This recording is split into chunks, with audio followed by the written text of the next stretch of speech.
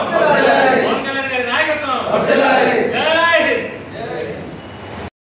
పవన్ కళ్యాణ్ గారి నాయకత్వం జై హింద్.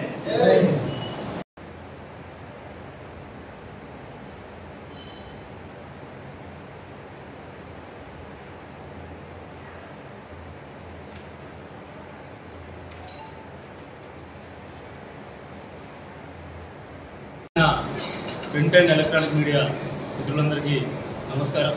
అదేవిధంగా జనసేన కార్యకర్తలకి, నా తోటి నాయకులందరికీ పేరు పేరున ప్రత్యేక ధన్యవాదాలు తెలియజేస్తున్నాను. ఈరోజు ఈ పత్రికా సమావేశం, ఈ సమావేశం ముఖ్య ఉద్దేశం ఏంటంటే, ఎలక్షన్ కమిషన్ ఏదైతే ఉందో మన జనసేన పార్టీకి గాజు గ్లాస్ గుర్తు అనేది శాశ్వతంగా కేటాయించడం జరిగింది. ఇంతకుముందు కామన్ సింబల్గా ఉన్న గాజు గ్లాస్ గుర్తుని ఇప్పుడు జనసేన పార్టీకి శాశ్వతంగా కేటాయించడం జరిగింది. ఈ జనసేన పార్టీ అనేది మార్చి 14, 2014 తెలంగాణ గడ్డలోనే ప్రారంభించడం జరిగింది. జనసేన పార్టీ తెలంగాణ గడ్డలోనే ఆవిర్భవించింది. జనసేన పార్టీ 10 ఏళ్ళు జనసేన అధినేత గారు ఏ విధంగా కష్టపడ్డారో మనందరికీ తెలుసు. తను 2014లో అదే సంవత్సరం పార్టీ పెట్టిన సందర్భంగా, అదే సంవత్సరం రాష్ట్రం విడిపోయిన సందర్భంగా మనం పోటీ చేయడానికి ఇప్పుడు సరైన సమయం కాదని ఎదురు చూసి అప్పుడు వద్దనుకున్నారు. తర్వాత 2019లో ఆంధ్రప్రదేశ్లో సుమారు 140 స్థానాల్లో పోటీ చేయడం జరిగింది. అప్పుడే 2019లో తెలంగాణలో కూడా 4 ఎంపీ స్థానాల్లో పోటీ చేశారు.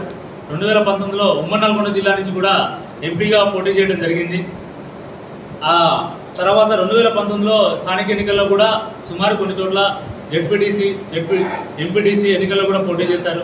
2019లో పరాభవం తర్వాత కూడా పార్టీ ఏ విధంగా పుంజుకుంది, మన జరిగిన 2024 ఎన్నికల్లో భారతదేశంలో ఏ పార్టీ కూడా సాధించినటువంటి విధంగా 100% స్ట్రైక్ రేట్తో 21 అసెంబ్లీ స్థానాలు, 2 ఎంపీ స్థానాల్లో భారతదేశంలో ఏ పార్టీ విజయం సాధించడం జరిగింది జనసేన పార్టీ. 2023లో కూడా తెలంగాణలో కూడా కొన్ని చోట్ల 8 చోట్ల అభ్యర్థులు పోటీ చేయడం జరిగింది జనసేన పార్టీ నుంచి. ఏదైతే ఈ ఎలక్షన్లో 2014 నుంచి ఇప్పటివరకు జరిగిన పోటీలో పడిన ఓట్ల శాతం, పోటీ చేసిన అభ్యర్థులు, ఈ స్థానాలన్నింటినీ మా లీగల్ టీము ప్రతి ఒక్కటి క్షుణ్ణంగా పరిశీలించి ఎలక్షన్ కమిషన్కి అందజేసి, ఎలక్షన్ కమిషన్ కూడా ఈ ఓట్ల పర్సంటేజ్ని, ఈ గెలుపొందిన స్థానాలని వీటన్నింటినీ పరిగణలోకి తీసుకొని జనసేన పార్టీని ఈరోజు ఒక రిజిస్టర్ పార్టీగా, ప్రాంతీయ పార్టీగా, గుర్తింపు పార్టీగా కేటాయించి గాజు గ్లాస్ సింబల్ని శాశ్వతంగా కేటాయించడం జరిగింది. ముందుగా ఎలక్షన్ కమిషన్కి ఒకసారి ధన్యవాదాలు తెలియజేస్తున్నాను. మన జనసేన అధినేత గారు 10 ఏళ్ల నుంచి ఏ విధంగా కష్టపడ్డారో, 2 రాష్ట్రాల్లో కూడా నాయకులు అయితేంది, కార్యకర్తలు అయితేంది, వీరమహిళలు అయితేంది, పార్టీ మనది తన భుజాలపై వేసుకొని ఎటువంటి లాభాపేక్ష లేకుండా ప్రతి ఒక్కరు నాది పార్టీ అనుకుని కష్టపడడం వల్లనే ఈరోజు ఆంధ్రప్రదేశ్లో ఆ విధమైన విజయం సాధించడం జరిగింది. ఈరోజు డిప్యూటీ సీఎంగా పవన్ కళ్యాణ్ గారు ఎలాంటి అభివృద్ధి కార్యక్రమాలు చేస్తున్నారో మనందరికీ తెలిసిన విషయమే. అదేవిధంగా తెలంగాణకు వచ్చేసరికి కూడా మన తెలంగాణ రాష్ట్ర ఇన్ఛార్జ్ శంకర్ గౌడ్ గారు 10 ఏళ్ల నుంచి పార్టీ ప్రజారాజ్యం టైం నుంచి కూడా పవన్ కళ్యాణ్ గారు వెంట ఉంటూ ప్రతి ఒక్కటి ఈ 10 ఏళ్ల నుంచి ఆయన ఎన్నో